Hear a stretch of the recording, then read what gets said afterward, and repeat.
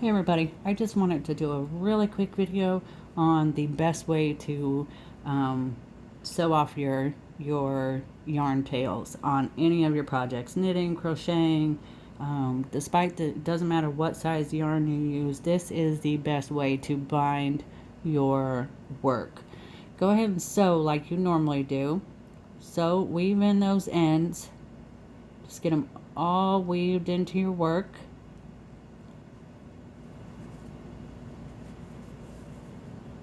Just like normal.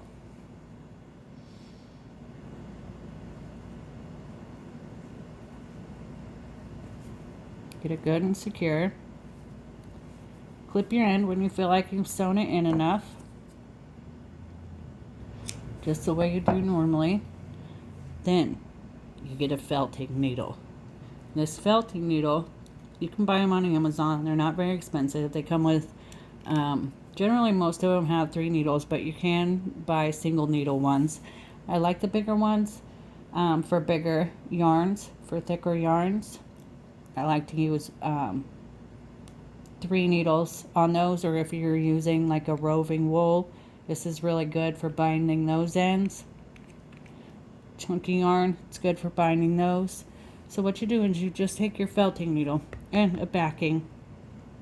If you don't want to puncture your workspace or your couch cushions or your carpet, and you just take it and you work the yarn together. You really work those fabric pieces together.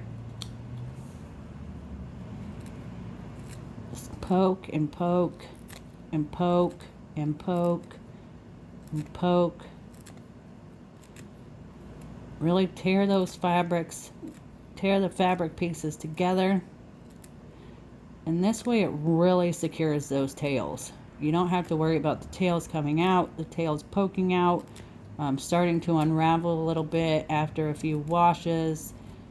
The felting needles will make sure that it is all bound together. This is the best way to bind your yarns together and to finish off your work.